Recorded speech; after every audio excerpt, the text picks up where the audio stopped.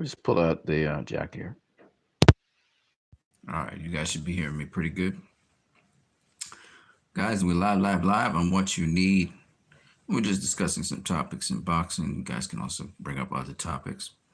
First one we're going to talk about is we're going to talk about Canelo versus Gennady Golovkin. It's official for September 12th. Both parties have agreed to facing one another. So that fight is on September the 12th. We'll be watching Gennady Golovkin versus Canelo Alvarez. Shout out to a subscriber who just came through and just smashed the like button and disappeared. All right, so let's talk a little bit about boxing with respect to that. So Canelo, basically, shout out to my next subscriber that just hit the like button. Shout out to you guys. Apollo, RIP, GGG. Apollo says, rest in peace, GGG. Well, you know what's going to happen in the third fight. So you're assuming that GGG just gets beat up. Some people are saying, well, his last performance against Derevchenko, may not have been his best performance, but he'll be motivated to face Canelo. So he should put up a better performance with Jonathan Banks. But me personally, I don't think he's going to do any better. I think Triple G is going to be Triple G, and I don't think he's going to be able to beat Canelo. Apollo says Canelo got more into his prime. GGG's just getting more gray hairs. Also looked vulnerable in his last fight. Yeah. Of course, you can't really judge a fighter based on their last fight, to be honest, but based on GGG's style, Jonathan Banks is going to try and teach him a few new tricks, get him boxing a little bit more, but I don't think it's going to help him.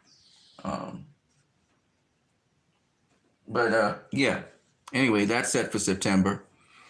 And Billy Joe Saunders, it looks like that might be off. So, what do you guys feel about that? We're not going to have the Billy Joe Saunders fight. We may have the third Triple G fight. And DAZN doesn't care because DAZN wants subscribers. So if they can get the casual fans to watch the third fight of the trilogy, they'll be very happy for that. Oscar De La Hoya wants it, and Golden Boy, so it is what it is. I personally would want to see Canelo against younger guys. He's been fighting these older guys, and yes, these older guys have experience and stuff, but at the end of the day, I just think he's going to beat down Triple G, and then what does that mean? What's the meaning of that? It doesn't, to me, Apollo, you basically kind of hit the nail on the head. You also agree that, you would have liked to see Billy Joe Saunders versus Canelo. And you're a Billy Joe Saunders fan, great. But don't think he's on Canelo's level right now. I'll say this, though. That ain't no easy fight for Canelo. I'm telling you now. Danny Jacobs wasn't an easy fight for Canelo. He made it look easy, but it wasn't an easy fight. Danny Jacobs has skills. Billy Joe Saunders has a lot more skill, and he's southpaw, right?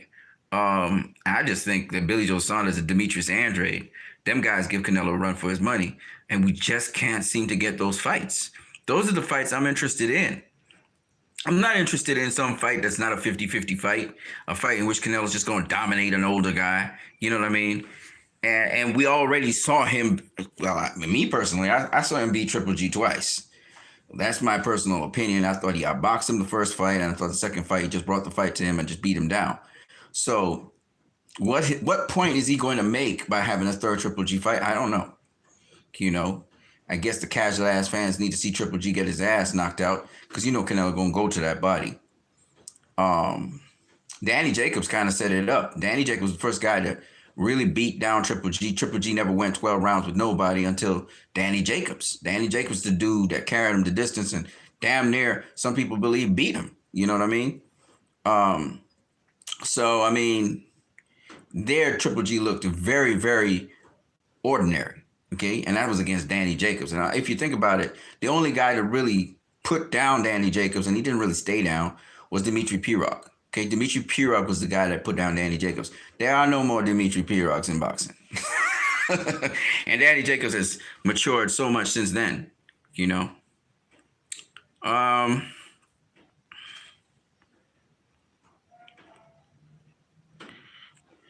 Apollo says Billy Joe Saunders always fighting weird bums too. So, well, I mean, he fought a mandatory in his debut in the United States, which was an Argentinian fighter. We all know the Argentinian fighters are tough guys and they're difficult to fight. And the guy just had a beautiful counter right for Billy Joe Saunders' left counter. So he just shoot that counter right straight down the pike. And he was motivated too. Apollo says, well, people still doubting Canelo versus GGG and also money. Yeah, I understand. I understand the money part of it, but it just does not excite me at all. That's a fight that does not excite me in the least. I don't know if Canelo will be up for it, but if he's not up for it, then Triple G could have a chance. But other than that, I mean, Canelo's just going to just run through him. He's going to run through him. If Derevchenko was able to give him that much trouble, Canelo, who has knocked out Sergey Kovalev for 175, will run through Triple G. Triple G has nothing to bring to the table that Canelo wouldn't just run through him and probably stop him. Because he's stronger now. He's a lot stronger.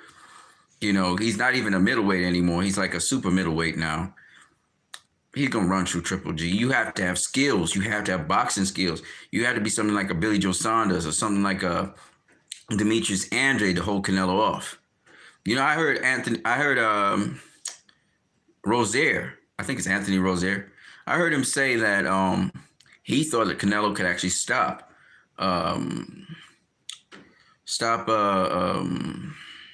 what's his name? Arthur Beterbiev. You know, I don't believe that, but he thought so. And the fact that because he says Canelo could box better than Arthur Beterbiev and he pushed him on the back foot throughout, he wouldn't let him come forward.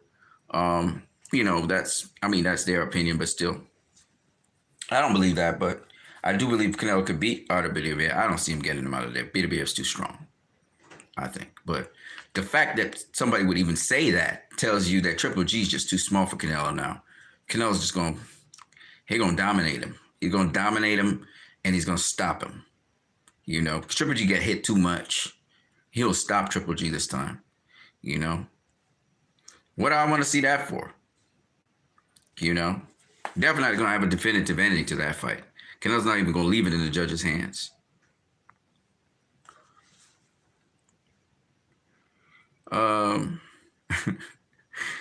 Yeah, Apollo, man.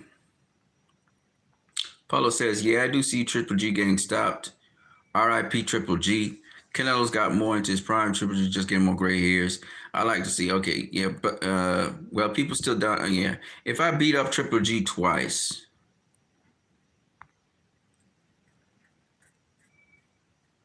and people still said I'm not on his level, I would want to knock him out too. P-Rod was legit. Yeah, man, Apollo. You know, the thing about this thing is, I mean, you know, man, Triple G a guy that go down fighting on his sword. You know what I'm saying? He a real old school.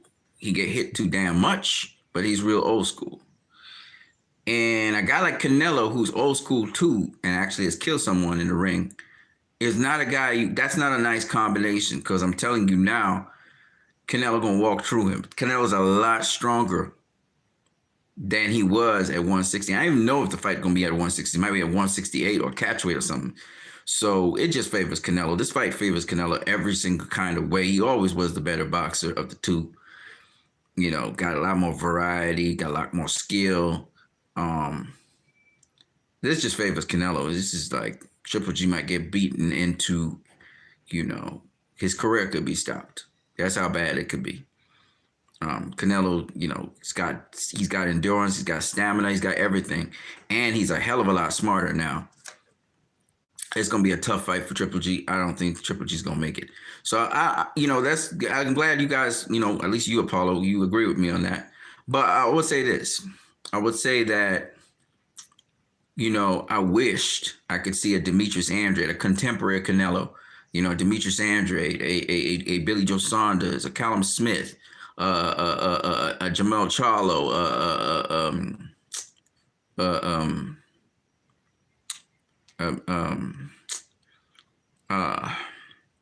the other two champions, which I just can't remember for nothing right now, Caleb Plant or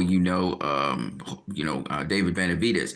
I like to see him face one of them younger guys because they'll have more energy. They may not have as much experience and smarts, but they'll have the energy and they have the power, the strength, to compete with Canelo.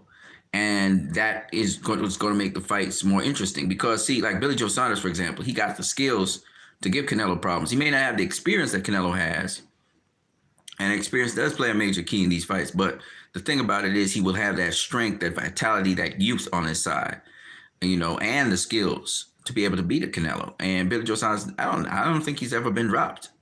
He's a big 168, he's a big 160 pounder, now 168 pounder. So Billy Joe Saunders would be a good southpaw, definitely a stiff test for Canelo.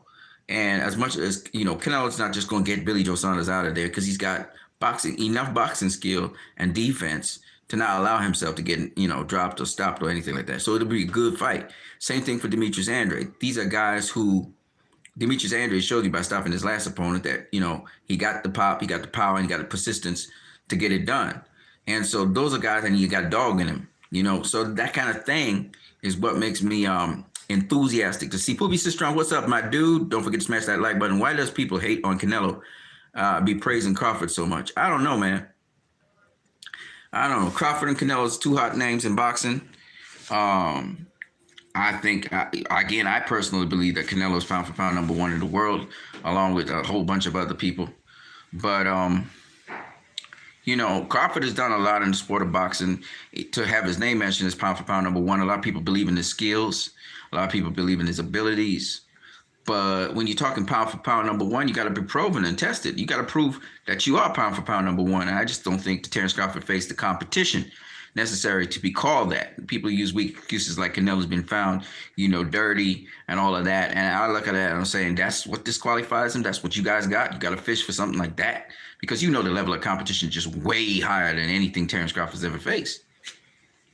But I'm not disrespecting Terence Crawford. He has done a lot in the sport of boxing. I just think that there are a lot of guys who are multiple weight champions who have done the same thing that he's done and more weight classes. And they're not even mentioned as pound for pound number one. Okay. So I'm just saying, if you're going to say that, then Inouye's got to be pound for pound number one, because Inoue faced stiffer competition than Terence Crawford. Inouye has on his resume, Nonito Donaire. Terence has no Nonito Donaire on his resume. Nonito Donaire is not pound for pound when the fuck is his name? When Naoya Inoue faced him, but Nonito Donaire was a pound for pound fighter. You know what I'm saying? And was doing great things in bantamweight and was a world champion. You know what I mean? And it was a unification fight. So I just don't understand how Terence Crawford gets this bar so high above everybody else. I understand his abilities and skills, but he doesn't have the competition to make us believe, that he should be pound for pound number one. You're cruising through guys who are of a certain level, but you haven't faced an A-level opponent, ever. You've been facing B's and C's. You haven't faced an A-level opponent, so I don't understand it. Canelo's faced multiple A-level opponents. Yes, he's lost to one, but all the others he's faced, he's fought them and he's beaten them. Except on the occasion where he drew with one. And you can't like. Does anybody think Triple G's B level? Nobody thinks Triple G's B level, right? And Canelo's the second guy to make Triple G look like he just ordinary. In fact, he made him look less than ordinary. He made him look like a C+ level fighter when he faced him the first time. He was just missing. Canelo was the one landing his shots when he was pinpoint accurate in most of his shots, right? Danny Jacobs made Triple G look ordinary. He was the first guy to make Triple G look ordinary, okay? Canelo beat him eventually, in the second fight, walked his ass down like if he was nothing. Triple G was supposed to be this monster, yet he was the guy backing up. And he just could never engage Canelo and really beat him down, you know what I mean? Crawford being at pound for pound number one is a bit of a joke. His skills are there, but the competition, exactly. This is the same point I'm making. And this is just straightforward boxing. Again, I talk boxing. I don't talk all this other stuff. I talk boxing. I can't understand why people don't understand this dude is pound for pound number one. I just don't get it. Pubi Sistron, Bob Aaron must have a lot of money to brainwash people to make them think that.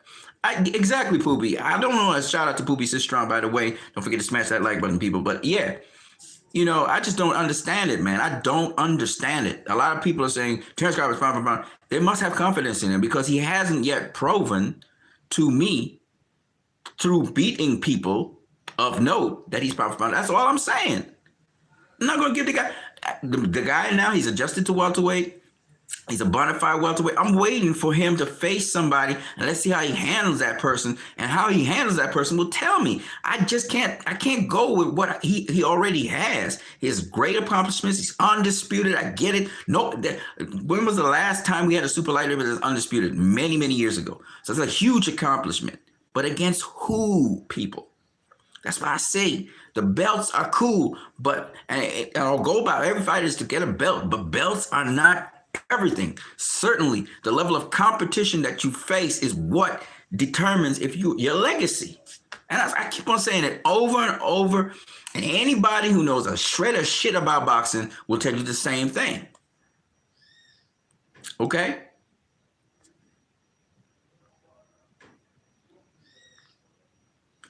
It's just what it is. But, I'm being very objective here. They say I'm a Terrence Crawford hater. I'm not a Terrence Crawford hater. He's got a lot of his fighters' money. Yeah, man. Get the smoke. Look at you all, pretty and stuff. Who's that? Apollo says, looking 10 years younger. Low. Who's that, me? Oh, y'all didn't know I got a haircut. I'm sorry, my bad. Yeah, I got rid of my beard. I wanted to keep the beard and the hair. And then I said, the seasons has changed. So I changed up everything. You know what I'm saying? Keeping it clean. Yeah, back to the original what you need without glasses. I don't know if I'm pretty because I never think of myself as pretty. You can say I'm handsome, I'm a guy. I'm not pretty. You know what I'm saying? Yeah, man. Hey, thanks, man. Kudos. Yeah, from the heart. Thank you very much, sir. Poopy Sister, maybe intangible boxing paying people to praise Crawford low. Man, intangible sometimes. He and I sometimes agree on things. Sometimes we don't agree on things. And sometimes I don't know what happens with him, man. It's like all his sense just disappear out the window when he just go, I don't know what it is, man. Get the smoke. Muhammad Ali pretty. Yeah, man, my face is pretty. I ain't got much bumps and bruises. You know what I'm saying? Not much cuts. I'm clean. I'm squeaky clean like that. Yeah, I agree, man. I keep my defense on point. Block it, catch it. Yeah. Just up to recently there, I was looking at an interview with Mike Tyson, and he was interviewing Eminem, aka I think he calls himself Mr. Marshall now. And Mike Tyson was saying boxing is not a strongman, tough guy contest. He said it's about smarts. It's about intelligence. It's the smartest guy in there that wins the fight. He said if you're trying to be a tough guy, you're going to end up with brain damage later on in your life. Mike Tyson said that, because Mr. Marshall was saying, how difficult boxing is. We need McGregor versus Wilder. What are they doing, though? Are they doing boxing or MMA? That's funny, man. If they're doing boxing, that's just not fair. In no way is that fair. Poopy Sister says, say what happened to 68 Sports Channel. I don't know, man. I think I'm still subscribed to him. I just haven't I haven't seen anything from him. He was all, I don't know what's going on with him, to be honest. Apollo, I am subscribed to him, but I haven't seen anything from him. Apollo, they doing dancing. Yeah, man. Dancing. All right. Oh, Dancing with the Stars. Okay. That's cool. That'd be interesting. I'd love to see that. Yeah, so that's what Mike Tyson said, and a lot of people don't realize that Mike Tyson, though he was a fierce competitor, and he also was undisputed heavyweight champion of the world at a time in between the time of Muhammad Ali and the time of Evander Holyfield, Riddick Bowe, Lennox Lewis, these kinds of guys, right? George Foreman. Mike Tyson kind of was in that little gap. And the thing that really attracted everybody was just the viciousness and the quickness at which Mike Tyson was stopping guys, knocking them out clean, breaking their jaws and shit. So that was the hype of Mike Tyson. But if you ask yourself, did Mike Tyson face George Foreman? Did Mike Tyson face Riddick Bowe? Did Mike Tyson face a young Lennox Lewis or a young Evander Holyfield? Did Mike Tyson face, what the fuck is his name?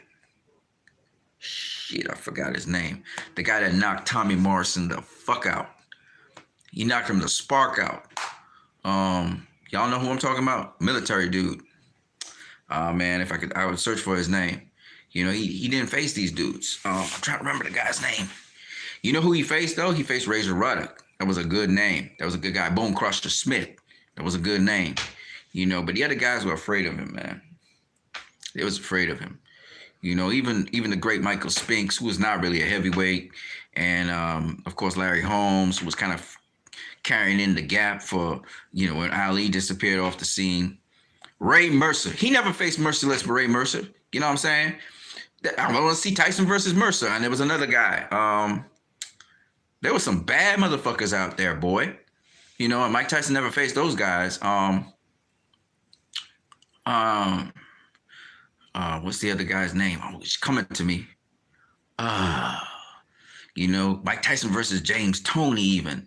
You know, James Toney with that slick style. These are the guys I wanted Mike Tyson to face. You know, when the real stars started rising up in the boxing game, Tyson was coming out of the game. You know, he had overlapped with Lennox Lewis. He had overlapped with Evander Holyfield. You know, he had overlapped with not Berto. You know who I'm talking about, the white dude, Botha. France Botha. Yeah, he had overlapped with him. That was a good fight.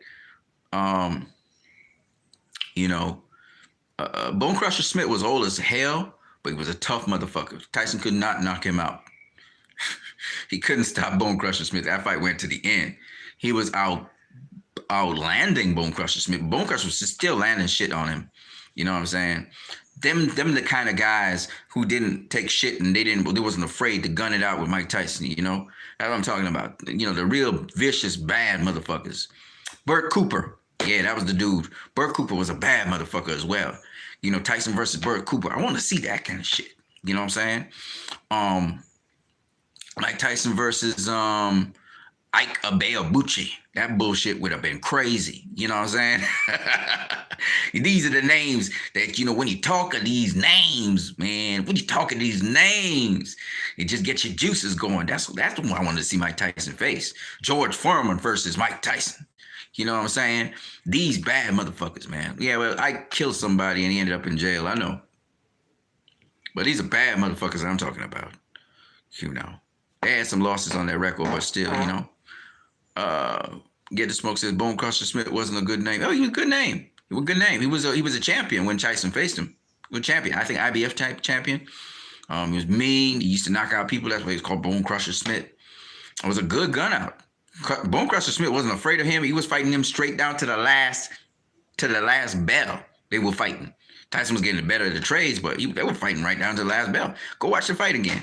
But I had great solace that Tyson beat Bone Crusher Smith because everybody, you know, he was really mean and tough and everything. And Mike Tyson whooped his ass. But Bone Crusher Smith never backed down. He fought all the way to the end. Tyson couldn't get him out of there.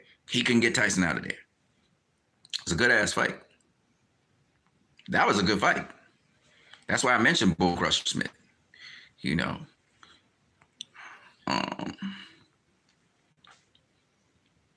He wasn't afraid of Tyson, you know what I mean? You know, the irony of the situation was Tyson got dusted by a guy named, everybody know him, Buddy, what's his name? Buddy,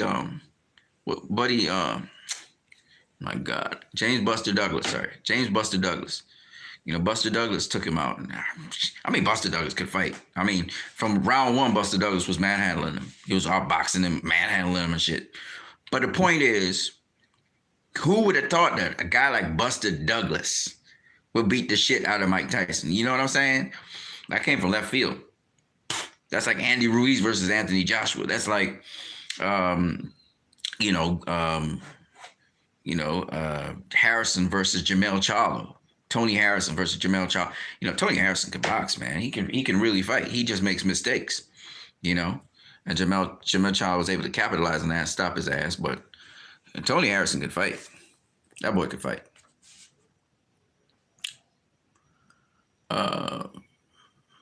You know, Apollo, shout out to you, man. Get the Smoke says he had a colorful name, but was trash. Who's that? Bone Crusher Smith? No, man. No, I don't believe that. Not from his fight with Mike Tyson. Get the Smoke says Bo beat the dog crap out of Bone Crusher Smith. Yes, he did. He sure did. Again, Riddick Bowe was a bad boy, but you know he got brain damage now after his fights with Evander Holyfield. Get the Smoke says Ike Babucci lost his marbles. Yes, he did. Apollo says probably wasn't there mentally, physically. Yeah, I think Ike's out of prison now, isn't he? I think he's out of prison. My point anyway is that, man, you know, Mike Tyson was a great fighter, don't get me wrong, but, you know, his accomplishments kind of lack that shine because when you look at the significant guys and the significant fights he had, he lost most of them. Kind of like Zab Judah. Zab Judah beat Corey Spinks to become the undisputed welterweight champion of the world. You know, Zab had so much promise, but most of the top tier guys that Zab Judah faced, he lost to. He lost to Costa Tszyu. He lost to Amir Khan. He lost to Danny Garcia. He lost to Floyd Mayweather. And then he lost to a guy that we didn't expect him to lose to, Carlos Baldomir, out of clear left field. Carlos Baldomir was on the rise. You know, he was doing great. Buster Douglas, same thing. And kind of like his Buster Douglas thing. He lost to Miguel Cotto. You know what I'm saying? He lost to the only guy he didn't lose to was Lucas Matisse. You know what I'm saying? But he lost to just about everybody. You know what I mean? Get the Smoke said, sorry, not Bo, Holmes. Oh, Larry Holmes beat Bone Crusher Smith. Yeah, but again, Larry Holmes was a well-schooled boxer, but Bone Crusher Smith was a good fighter, but he was more of a scrapper, right? He was known for his power and shit and his toughness. Did he stop him? Did Larry Holmes stop him? Styles do make fights. And Bone Crusher Smith was more of a tough guy, you know what I'm saying? He old as hell, though, when he faced Mike Tyson. That didn't stop him. You know, if Larry Holmes had that mindset of Bone Crusher Smith, he would have whooped Mike Tyson's ass because Mike Tyson was just hitting gloves, all true. Larry Holmes got afraid after Tyson hit him two punches, a right, I think it was a jab right hand or something like that, against his gloves. He put his gloves down, and Tyson just two-pieced him, and that was it. Larry Holmes went in that fight afraid, man. Bone Crusher Smith wasn't afraid of nothing. He wasn't backing down either. You know what I'm saying? Holmes probably didn't stop him. I don't think Bone Crusher Smith ever got stopped in his career. He was a tough motherfucker, man. But anyways, the point is, Mike Tyson, even though he was undisputed, kind of like my boy Terrence Crawford, even though he was undisputed, the problem with it was that, you know, he didn't really face A-level competition. You could argue some of these guys were A-level, but they went in there not with an A-level mindset. They wasn't going in there with an A-level mindset. On the exception with Bone Crusher Smith, you know, who was a champion, and he went in there to fight. Everybody else that went in to fight that was so supposedly champions, they laid down. They simply laid down, you know. Okay, cool. Well, there you go. So Bone Crusher Smith, according to Get the Smoke, was stopped 7 times, including Larry Holmes. Well, he was up for Mike Tyson fight, though. He did not get stopped by Mike Tyson, which says a lot about Mike Tyson. You know what I'm saying? Stopped by nobody several times. Yeah. Was this after Mike Tyson fight or before? It was after, right? Anyway, back to what I was saying. So what I'm trying to say is a lot of people talk about undisputed, which is a big accomplishment. Zab Judah was undisputed. You know what I'm saying? Corey Spinks was undisputed. Mike Tyson was undisputed. Terrence Crawford was undisputed. It's a great achievement. But you guys tell me, Corey Spinks better fighter than Floyd Mayweather? Why wasn't Corey Spinks pound for pound #1 in the world? It was undisputed, right? Mike Tyson was undisputed. Sept Judah was undisputed. Does that make you pound for pound number one in the world? No. Of course, if you stay undefeated, it helps. You know what I'm saying? But you got to think about, okay, Sept Judah, he beat Corey Spinks. But did he face Vernon Forrest? Did he face Shane Mosley? And whenever he did face somebody that was of note, did he win? If he lost, then what's the use talking about being undisputed? We put a lot of weight on undisputed. You get what I'm saying? And we don't put a lot of weight. The one thing that's consistent throughout history, one thing you can use throughout history is looking at the opponents that a fighter faced in their career and how they fared against them and what kind of level of opposition they were. You can't judge them based on today's criteria. You have to look at them in their time, how these guys were viewed, because, again, boxing has evolved. There's a new school of boxing. If you look at Coach Eric Bradley, the fight doctor, master boxing, there's a new school of boxing now. But what I'm saying is you look at, okay, this was the era. These were the guys who were the opponents. Understand that there wasn't knowledge about this and then there was knowledge about that, and put it into perspective. And when you look at it that way, now you can see, oh, these were the guys of the day. These were the guys of the day, that kind of thing. So that's how you have to look at it. If you try to look at it in the lens of today's world, some of them guys wouldn't survive today. It's just what it is. All right. Because their defense had a lot of holes in them and stuff like that. But a lot of people don't see it that way because they don't see things from a technical point of view.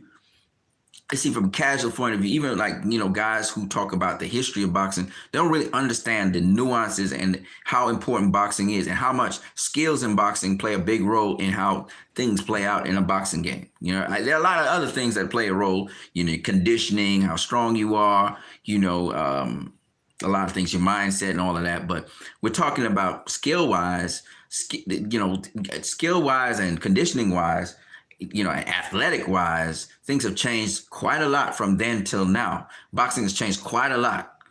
And if we pull those guys from the past into our world, understanding people are bigger, they're stronger, they got better nutrition. On top of that, the fundamental skills of boxing that boxers today have. Now, there's things that the older boxers can bring to the table that the new boxers don't have. But there's also things that the new boxers today bring to the table that the old boxers don't know about and they don't train for. So you have to remember all these things, And so when people say that the craft of boxing is gone, like how Get the Smoke is saying trainers are gone, craft went with them, I disagree with that to a high degree. I'm going to explain to you what I mean.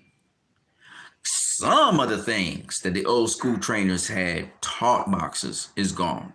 I don't believe all of it is gone at all. And there are new school boxers today. Well, not new school boxers. Sorry, let me scratch that. There are old school boxers today who are still teaching the sport of boxing. All right. Mayweather Sr., Virgil Hunter are just two examples. In addition, Terrence Bud Crawford right now, the trainers of Terrence Bud Crawford, Terrence Bud Crawford wasn't trained by them. He was trained by an older guy who died. And these two trainers now took over, but they were understudies to that old school. Take, for instance, Emmanuel Stewart. Emmanuel Stewart is dead and gone, but his nephew, help me out with his name. His nephew still trains the Crunk Gym. He was an understudy of Emmanuel Stewart. So you see that they still pass on some of the old school values and the old school fundamentals. But since this is a new era of boxing, just like there's a new era of basketball, track and field, all these other things, and because athletes are becoming better athletes today, Sugar Hill, thank you very much, you will find that Sugar Hill also employs new school methods on top of the old school methods. And then the athletes that come into face, like take for instance Tyson Fury. Tyson Fury was trained again from an old school background. Okay, he's a gypsy. They fought all the time, so he's trained from old school shit, right? So when you see him fighting with the shoulder roll and all that, that's old school shit, right? And again, you can't, like Lomachenko, for example, his father, old school shit. You see what I'm saying? So you can't, and they bring new things to the table, Dimitri Pirog, et cetera, et cetera. So I don't believe that some of the known old school trainers have disappeared, but they had understudies, right? We all know Freddie Roach was one of Eddie Futch's understudies.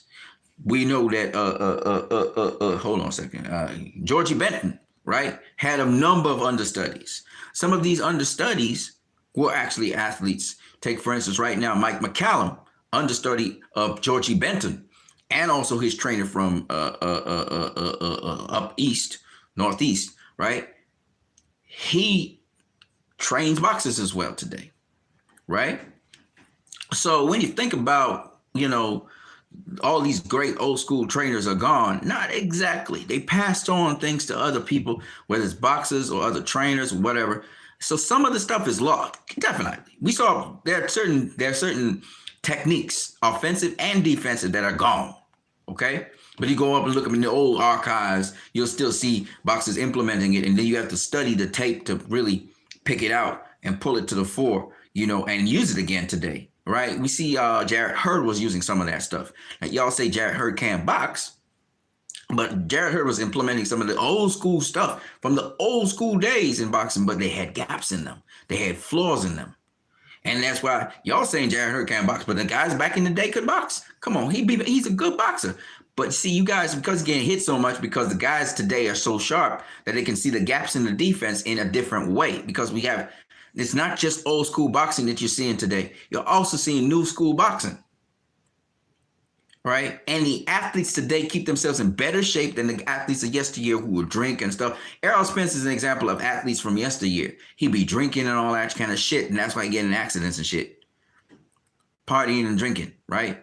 New school guys follow the code and dedicate themselves to the sport of boxing, all right?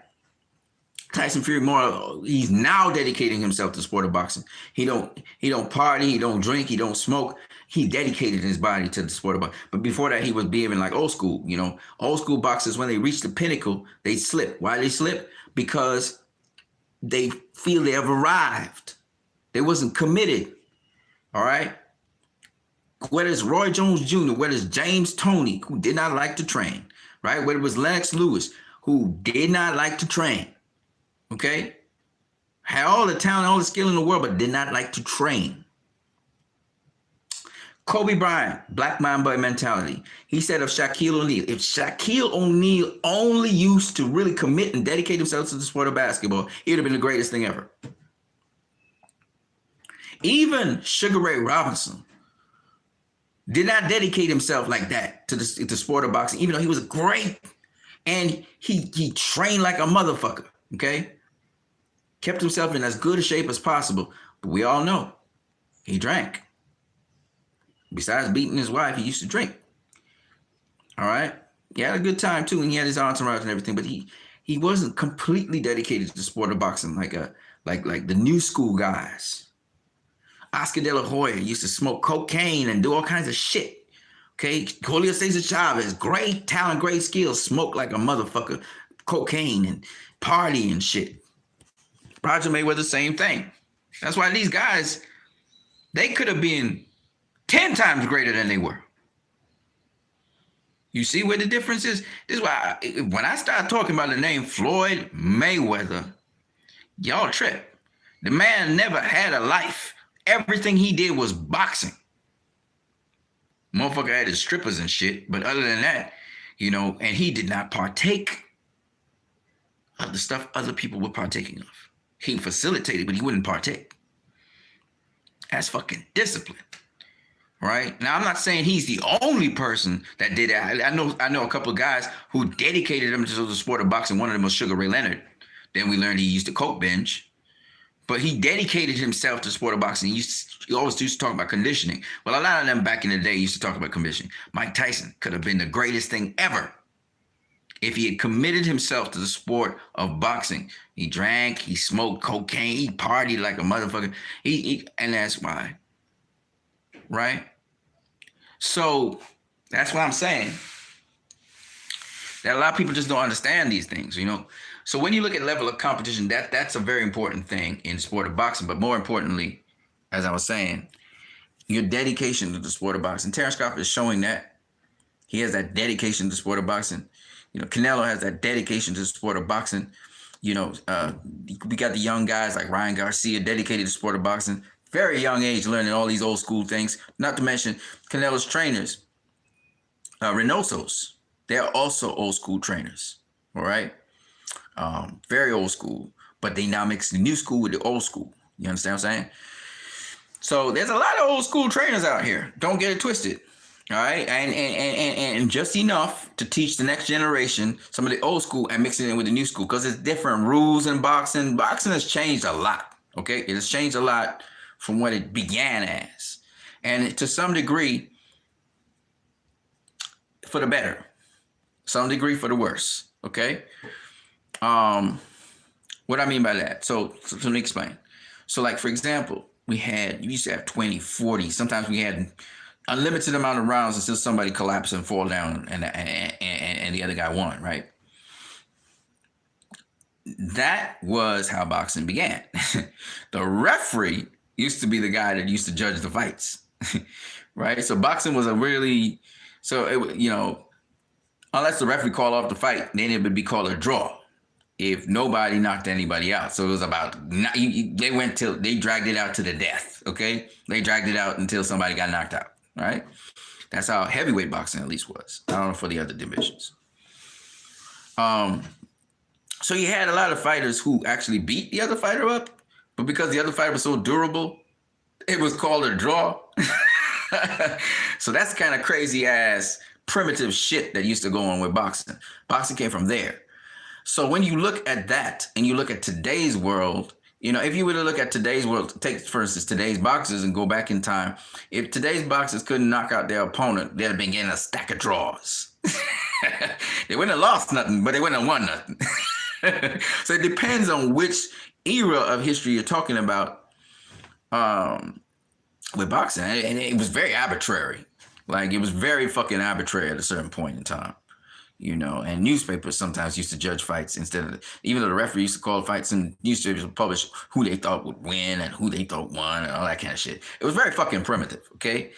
Boxing has moved from that to, you remember, it was bare knuckle brawls, and then it started becoming the first glove fight. The first glove fight was between two white dudes. They looked like they was wearing diapers, and they fought each other like this, folks. I kid you not. This shit you can't replicate. I kid you not. Don't laugh now. This shit was looking like this.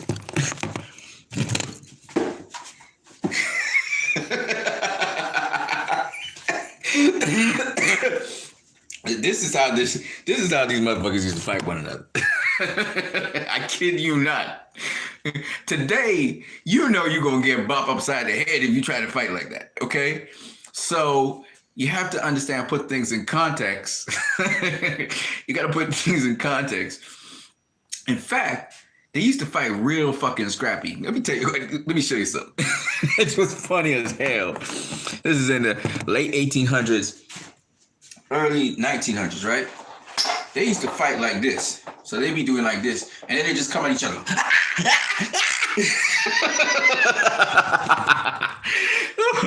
Oh God. I'm saying, bro, funny as fuck. But you know what? Some of them it was wild as shit. That's how boxing was. Okay. In fact, boxing actually came from an MMA background, because bare knuckle brawls actually started off where you could actually tackle guys to the ground, pound their head, you could kick them and shit like that. It was like MMA. That's where boxing came from. But there was too many deaths, so they started making regulations and rules. Okay. But yeah, I'm telling you, man, you guys need to go see the earliest video footage of boxing matches. The shit is funny as hell. It's funny as hell. But I think the first video of boxing is pretty clean. They preserved it pretty well. And it's almost up to normal speed. But the shit still look funny as fuck. Two guys in diapers, fighting each other. It's funny as hell. But that's how it used to be. All right. So when you really talk about these legendary fighters from the past, like I try to explain to people, it's not exactly, you have to look at them in the context of their era, in the context of their time. Otherwise, if you try to compare them to our times, man, that shit would be whack as fuck. Okay. So that's why, because the Boxing Hall of Fame, or even calling somebody an all-time great is just an honorary title. It doesn't mean that they're great for all time and they would beat everybody in every single era. That's bullshit. I don't believe that shit. Okay. But what it does is it makes us respect them and respect what they used to bring to the table in their time. Even the great historians of boxing don't really understand. And I hate when guys start to laud these guys. You know, this guy fought this guy, and he's a Hall of Famer. That's a Hall of Famer. Yes, they're Hall of Famers because they did remarkable things for their time, and we want to remember them. But don't get it twisted. It's not like every single fucking Hall of Famer would have survived in this era and done great and all that. That's bullshit. It's bullshit, right? You just saw what I just showed you. And out of those guys, some of them was Hall of Famers. So it's straight up bullshit. Don't believe that shit. But you can't disregard them and sweep them under the rug. They're the forefathers for what boxing became today. Like Floyd would always say, and like all these other guys would say, they set the foundation to allow boxers today to enjoy the benefits of what they're enjoying today. You get what I'm saying? So I say all of this to try to make some sense so people will understand. So this boxing shit will be put in the right context. Okay. A lot of people praise Sugar Ray Robinson. He's a great boxer of all time. Blah, blah, blah, blah. Right? I get it. Now, half you guys never seen Sugar Ray Robinson's fights, but y'all been talking about it, and it's all good. It's all good. All I'm saying is, whenever you say what you're saying, if you say he's the best of all time, put it in context. He was the best of his era, and he was so unbeatable in his era that we want to crown him the best of all time. That's how you say it. If you say it any other way, oh, he would beat the guys of today. Fuck no. He wouldn't beat the best of this era. He wouldn't beat the best of all time. Fuck no. They bigger than him, first of all. You see what I'm saying? You be careful how you coin it, how you say it, the verbiage that is. There is a way to say it so that he gets his props, so we understand and respect him and remember him throughout time. That's what I'm trying to say. And I just don't agree with anybody who says, oh, Sugar Ray Robinson whooped this guy's ass. That's your impression. That's your opinion. You're entitled to your opinion. But when we look at the facts, he would have to become 10 to 15 pounds heavier to start with. Okay? Remember, Sugar Ray Robinson faced a light heavyweight. He lost to him. All right? Because the guy was hitting him with body punches. Now think about this. Sugar Ray Robinson facing a middleweight who's a light heavyweight. Because they come in 175, 184. And they quick and they fast. They're not slow like them motherfucking light heavyweights back in the day. Like the guy he faced, who was slower than him. Nah, his punches would be doing very little to them, and they'd be doing damage to him. If he was getting hit with body punches from a slow-ass white boy, no disrespect to, what's his name? I forgot what his name is. He fought all the way up to heavyweight. Achimov whooped his ass. I forgot what his name is. You guys know what I'm talking about. But if he got his ass beat by him, all right, whatever excuse y'all want to make, he was terrible, blah, blah, blah, whatever. But at the end of the day, he got beat by him, okay? How the fuck he gonna deal with a Canelo? How the fuck he gonna deal with a Roy Jones Jr.? Roy Jones Jr. of all people? Quick twitch muscles, quick reflexes. Canelo, quick twitch muscles, quick reflexes. Canelo comes in damn near 175 for a middleweight fight. Okay, we know he's a super middleweight. You know, you get what I'm saying? I don't even know if he gonna make it against Danny Jacobs. They're big fucking middleweights compared to him. They're like hulking beings. Not to mention Danny Jacobs 6'4" or 6'3", and his motherfucking ass is only 5'11". I'm not saying he can't beat him. You know, Canelo would beat him, right? He didn't stop him, and he sure as fucking hell ain't stopping Danny Jacobs. We talking about fit, motherfucking tough, always having proper nutrition. We talking about these motherfuckers. Are you kidding me? You couldn't get past, what is his name at 175? You gonna get past these guys? I'm just saying. Put it in context. That's all I'm saying. Just put it in context. Triple G versus him, he might be able to outbox Triple G. Might. Triple G, seek and destroy though. That motherfucker walk through your fucking punches like you didn't punch him, right? Maybe if you could get him on the back foot somehow. He was a good body puncher. You know what it would be like? Sugar Ray Robinson versus Triple G would be like Errol Spence versus Triple G right now. Errol Spence, except Errol Spence still balloon up to 170 something pounds, but he welterweight, right? Because basically, Sugar Ray Robinson in this time when he's fighting at middleweight, he's the same weight as welterweights today. He would be a welterweight today. You dig? He would never have fought at middleweight because the weight classes are different now. Because we don't have same-day weigh-ins anymore. We have day-before weigh-ins. And that makes a big difference, ladies and gentlemen. So to tell me Sugar Ray Robinson would just jump up in this day, go up to middleweight and dominate, fuck no. Y'all out of your fucking mind. Kell Brook couldn't do it. He about Sugar Ray Robinson's weight.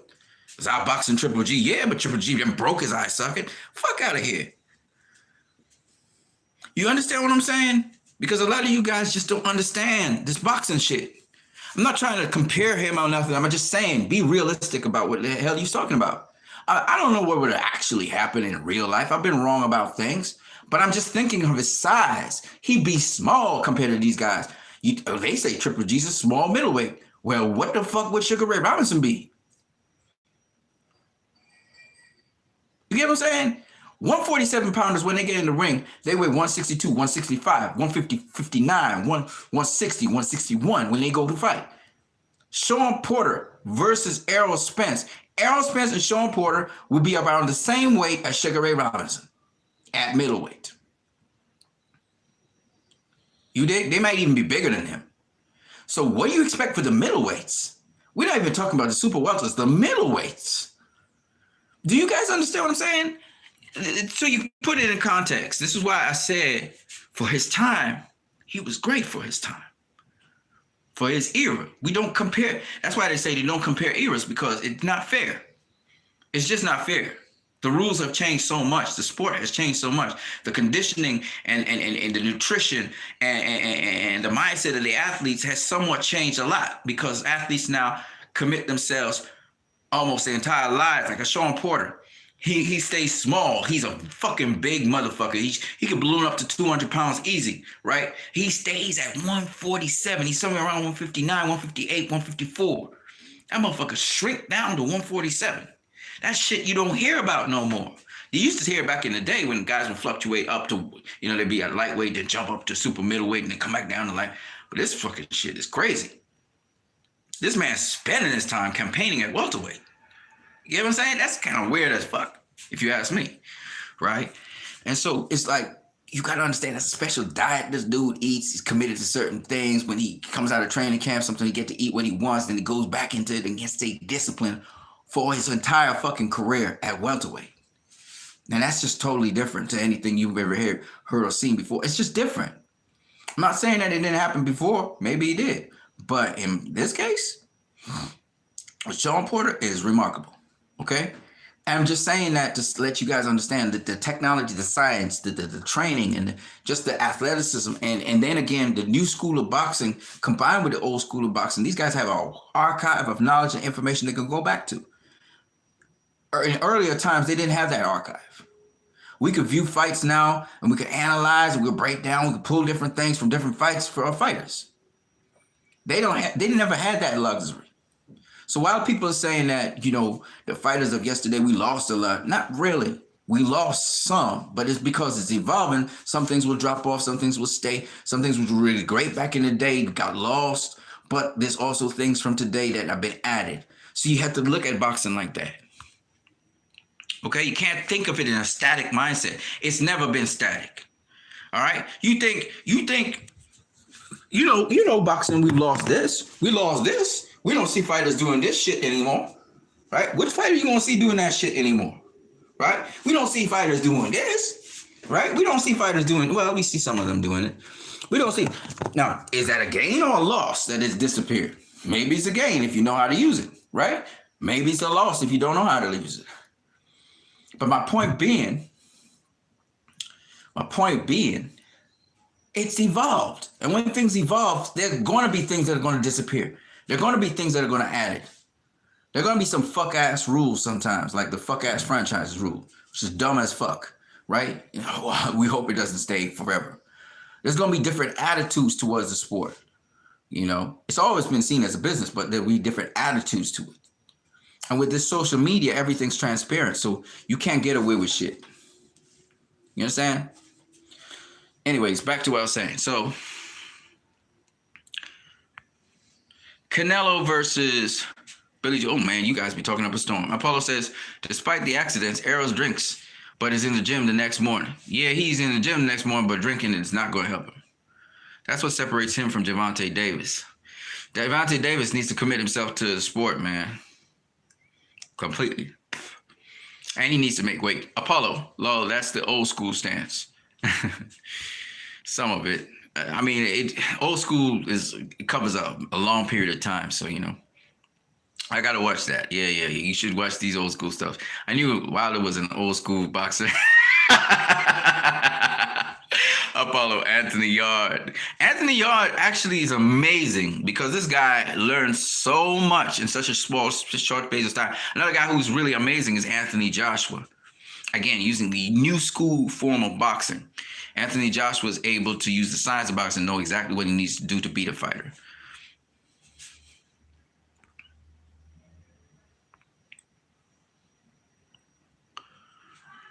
Yeah. So that you know, the new school of boxing is absolutely hinged on old school principles. You got to have the fundamentals of boxing. Right? Manny Pacquiao didn't always have the fundamentals, but over time he showed that he had them. You know what I'm saying? Manny Pacquiao is another one of those arbitrary kind of guys. There's a bunch of them that was kind of unorthodox with their stuff. Aaron Pryor, you know, Craig. From what I heard, Harry Crabb was one of them. Again, pretty unorthodox.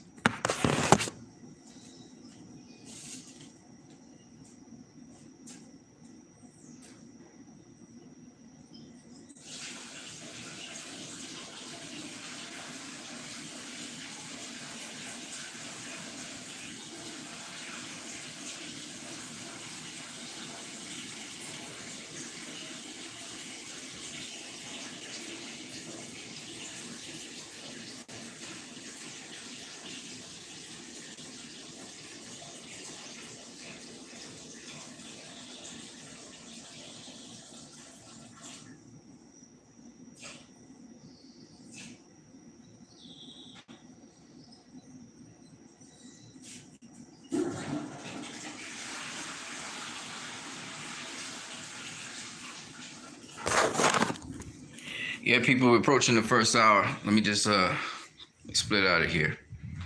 Been in the house for most of the day. I was charging my phone and stuff. Still struggling with certain things, but you know, just talking about boxing anyway is good therapy for me. Yeah, so we talked about Canelo versus Billy Joe Saunders. That's the fight I really want to see. Either that or Demetrius Andrade. Those are two fights I'm really keen on. I don't mind a Caleb Plant fight. I just don't see it as realistic right now. But I'd love to see a Caleb Plant fight. You know, anything like that. This is what it looks like outside. Beautiful sunny day. Well, it's not sunny right now. It's kind of overcast, but I'm going to go out and sell when I'm done. Yeah, it's just the Caribbean, baby. Can't get better than that. It's really beautiful. Lots of greenery. I might have to plant a lawn in the back of the house. Yeah, so anyway, I'm about to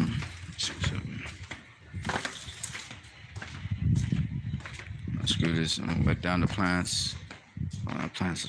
Oh yeah, he sprung back up. There you go. All right, I'm gonna wet you guys down. I gotta treat the plants too. Yeah, so yeah, you know, pound for pound number one, I think you have to. I think it should be by meritocracy, not by hearsay and all of this other stuff. Excuse me for a second. You know, I don't believe in gossip or hearsay or that kind of stuff. Meritocracy is my thing.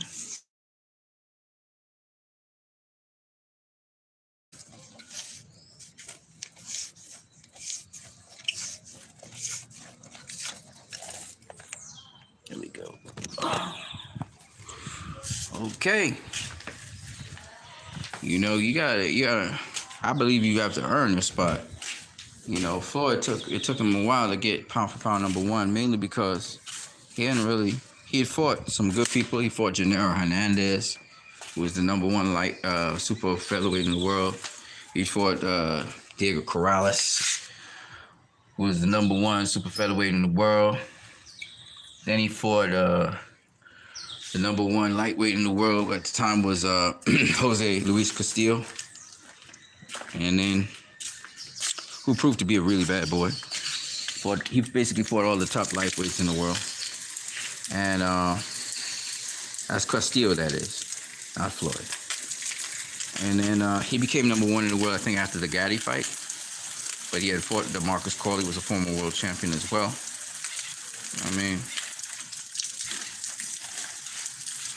So when he became pound for pound number one in the world, because Bernard Hopkins fell from it, and Roy Jones Jr. fell from it, and that's why he became pound for pound number one. If those guys didn't fall, he wouldn't have been. Get what I'm saying? Canelo falls, then I can see Crawford or one of them other guys getting it. But Crawford ain't faced no number one. He ain't faced no number one fighter in any division, and he hasn't faced a number one pound for pound, or any pound for pound fighter, or any real notable name. The closest notable name he's had is Yorkers Gamboa, who wasn't number one anything in his weight class. Gamboa was number one down in super featherweight, I think it was, in featherweight, but wasn't number one otherwise. You know what I mean? So that's why I can't see how people could. I just can't see it. I'm just telling you guys the truth. I just can't see how they could put Terrence Crawford above Canelo. Terrence Crawford would beat Canelo in a fight. How are you so sure about that? He never faced nobody like Canelo. You know what I mean? He's never faced anyone like Canelo. So I have Canelo beating Terrence Crawford if they were to ever fight. Got way too much experience. He's shown he can go up more weight classes than Terrence Crawford and them guys. He started 6 divisions below. So he started at super lightweight, Canelo that is. Then he went up to welterweight. Then he won a title at super welterweight. And then at middleweight. Then he won a title at light heavyweight. And he's yet to win a title at super middleweight that I could regard as a title. But the point is, he's gone through 6 weight divisions, okay? He's fought through 6 weight divisions, right? Terrence Crawford's fought through 4 weight divisions. No, 3 weight divisions. Now, that don't mean nothing. But if Terrence Crawford had a resume of names, it would have made a big difference, you know what I mean? Somebody to show that his skill set really is legit. When you're fighting guys that you're supposed to beat, it doesn't really show much. Or you're beating them, you're rolling through them, but they're not A-level at least. You know what I mean? If he faces A-level fighters and runs through them, that means something, you know what I mean?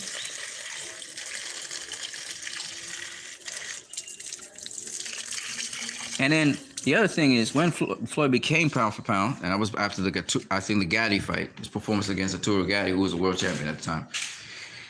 After he became pound for pound number one in the world,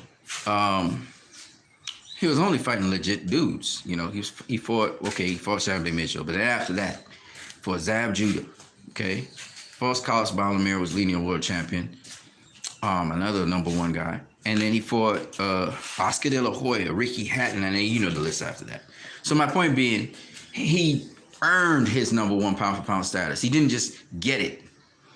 Everybody can say, okay, Terrence Crawford is my number one pound for pound fighter. You're entitled to your opinion.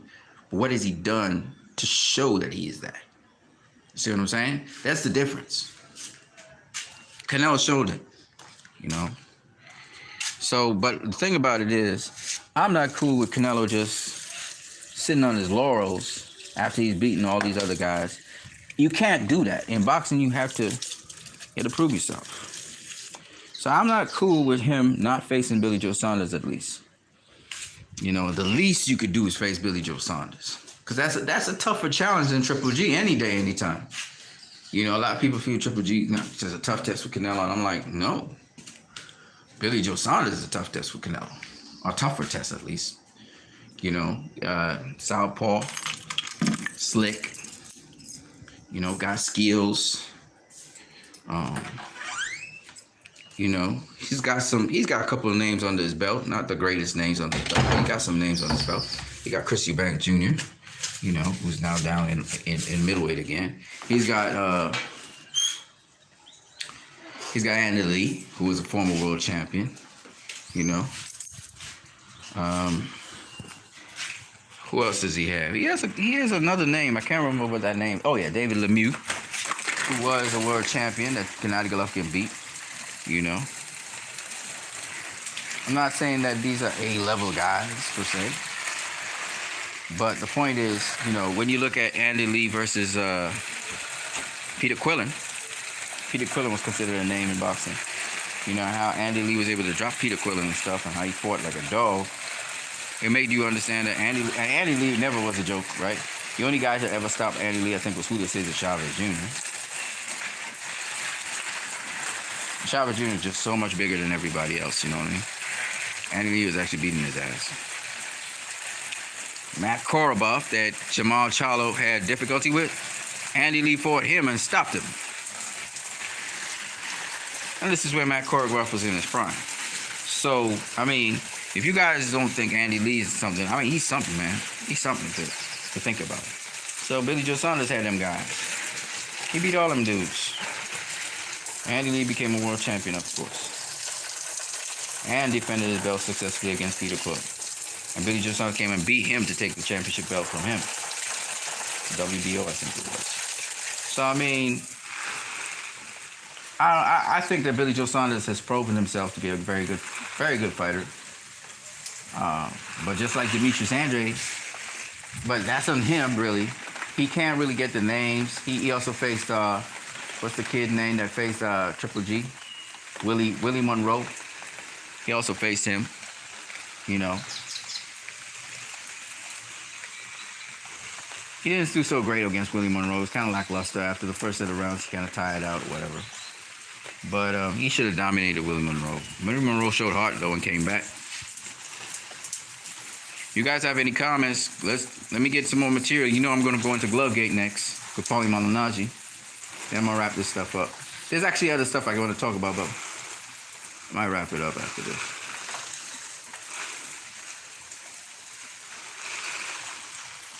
So, Billy Joe Saunders is a solid, not just solid. He's one of those exceptional boxers. You know, they say he cheated and stuff. It's very possible, but he's still an exceptional boxer, and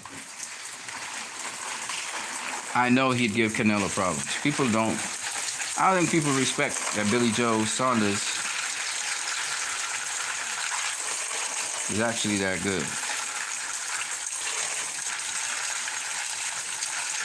And he's a smart fighter. It's just his conditioning lets him down, like Gervonta Davis, you know. He don't be in great condition. Tyson Fury was the same thing. But he would be up for the Canelo fight. I hope that they get that fight this year. And I hope this stupid coronavirus thing, people stop buying into the BS and just regulate the thing, because it's mostly people coming into your country. You just have to regulate and isolate. That's the major problem with the coronavirus, really.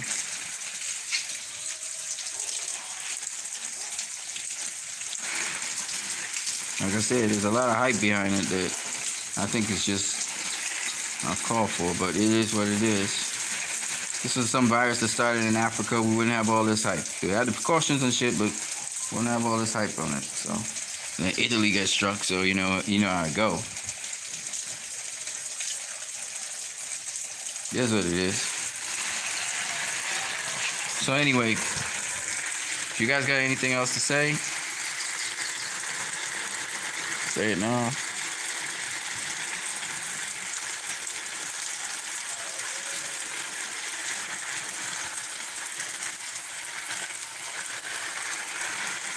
Alright, so we're going into Glovegate now. With respect to Glovegate, Pauli Malignaggi was asked about it. Now, Pauli Malignaggi said that there could be some credibility to Deontay Wilder's, suit thing. He said, but they shouldn't have made that public. Then he turns around and says, anybody who believes in that Glovegate stuff, they got to be stupid. This has got to be the stupidest fans ever. So he gives credence to their dumbest excuse, the dumb excuse, which is the one with the. He gives credence to the dumb excuse, which is the one where Deontay Wilder says his suit is too heavy. Which is just plain stupid. And then he doesn't give credence to the one that actually has credible evidence against Tyson Fury with the glove scandal. There's credible evidence, okay? Credible evidence, okay? This man literally did the same thing he did in both Deontay Wilder fights and the Klitschko fight, in the Christian Hammer fight. So he's been doing this consistently. The referee caught him in that time. All right, so I don't know why these guys are trying to paint this picture of denial that this even existed. I guess they don't have all the facts or something. But for Pauli to say something stupid like what he did, again shows me that Pauli either doesn't have all his facts or doesn't know all the information. Or it is, because he's talking about the Steve Cunningham thing. Or it is that Pauli Malignaggi is just part of the machine. That is actually a cover-up. It's an institutional cover-up, and they're trying to get certain people swing things a certain way, which would just show how corrupt the sport of boxing is anyway. All right, because a referee came out and tried to defend Tyson Fury, then Ben Davidson came out and foolishly tried to defend Tyson Fury, and we just got more information to prove that Tyson Fury really was tampering with his gloves. And now we saw in the Mayweather boxing gym certain people, like the guy who hosts the Mayweather boxing gym, he's trying to say, well, we're not biased one way or another, but he keeps on going down the course of, but you can see that this can't work, and this can't work, and you see how like he's trying to go down a certain line. And then we see that,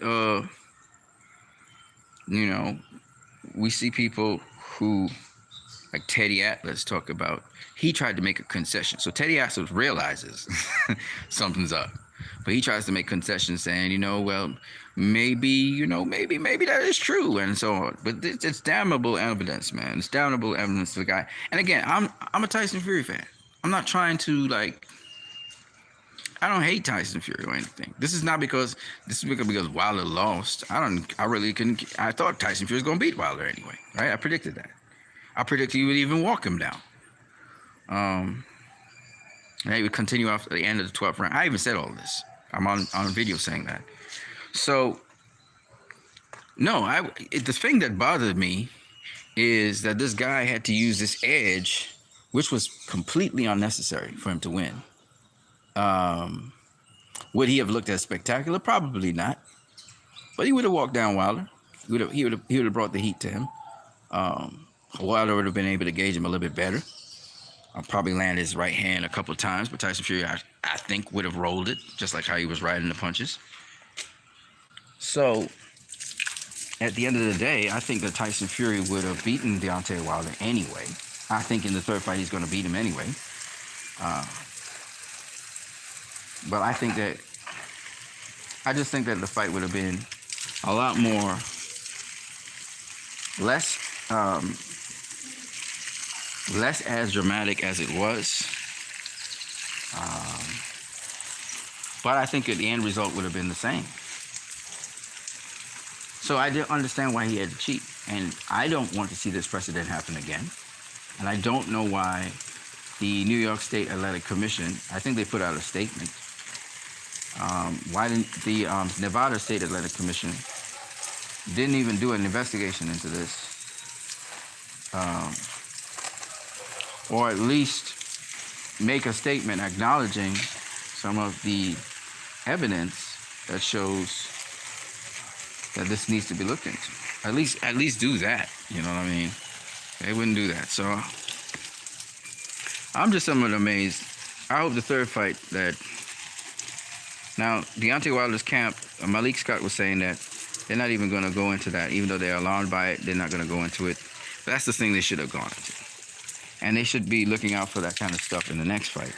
any kind of old tricks or any kind of cheating or any kind by Tyson Fury's camp. They need to look into that and look into that quickly. For any kind of advantage he's trying to pull off, that's bending the rules. You need to look into that. Because you have to at least go into a fight with an even playing field, man. I understand a guy trying to get an edge on another guy, but I mean, come on now.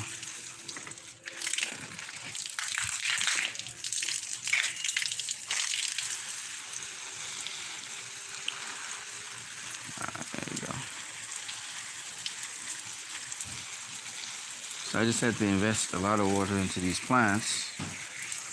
See, again, the leaves that didn't get hit by the sun, they're fine.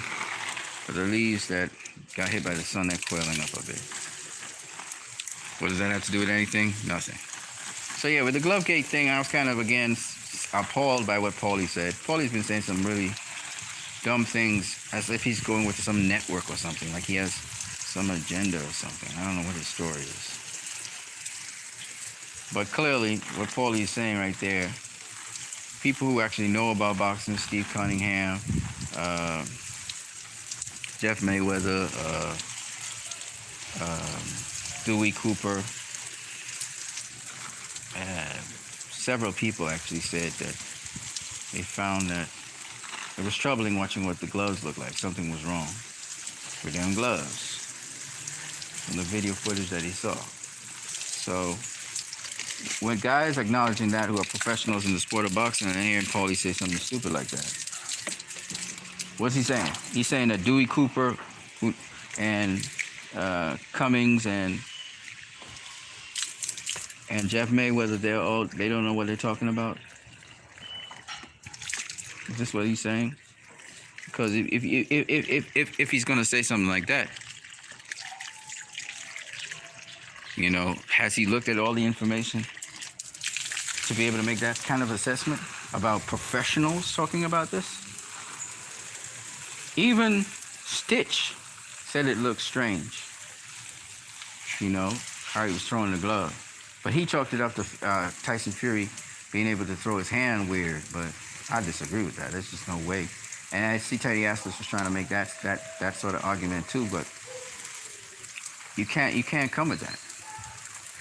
All right, like I said, unless he's double jointed, and he got to be double jointed with bones somewhere in the palm of his hand. It's double jointed so that the hand could go all the way back that way. That don't make no sense, man. And we got eyes, we can see. So no set of officials.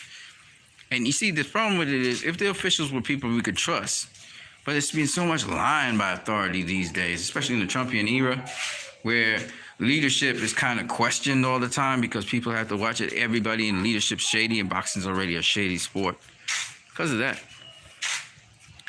it's really hard to believe what people say. So when they're all coming out trying to quell the thing, and, you know, say what they say, and they're talking about, oh, you know, the officials were there at this point and they were over here at this point. Listen, man, it don't matter. The officials have missed a lot of things in boxing. All right? They've missed a lot of things in boxing. And if the guy can adjust his gloves, he was talking about, you know, Pauli was saying how, you know, the gloves would be wrapped so tightly because you have your wraps on.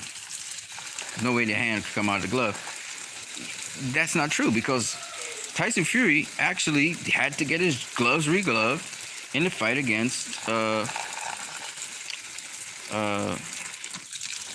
in any earlier fight in his career, just before the Klitschko fight, Christian Hammer fight, okay? So you can't be coming saying, oh, you know, the referee caught him with his gloves on improperly, and he had to get it rewrapped. So there's already a precedent for that. And he's already tampered with gloves in sparring. All right, so this is not just some conspiracy theory by some nut job. You know, it's not. And I keep it 100. I don't keep it. I'm not such a fight fan. I'm gonna just pick a side and defend a fighter. I'm gonna do my homework first and find out what's going on, and then afterwards, I'm gonna say, okay, this is what's really going on here. You know.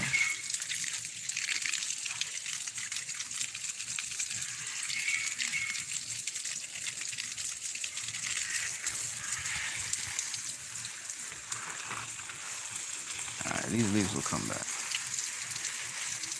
So these plants didn't have enough water in their system. Oh wow, this one's flowering now.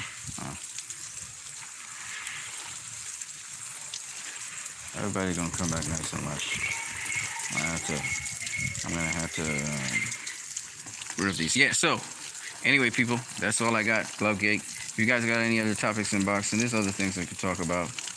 You know, upcoming fights now canceled because of this coronavirus thing. It's really just so annoying, but it is what it is.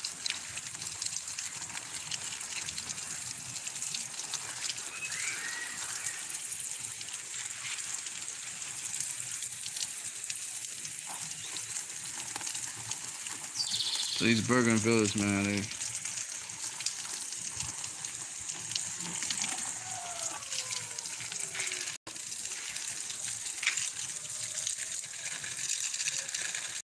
I'm gonna dig these things out. Anyway, peoples, man, I gotta get out of here because I'm busy working my day. I'm gonna catch you guys later on what you need. Don't forget you can subscribe, share, and donate via Western Union MoneyGram. I'll catch you guys later when it comes to boxing since you guys have nothing else to say. I'm out. Peace. Put it down there.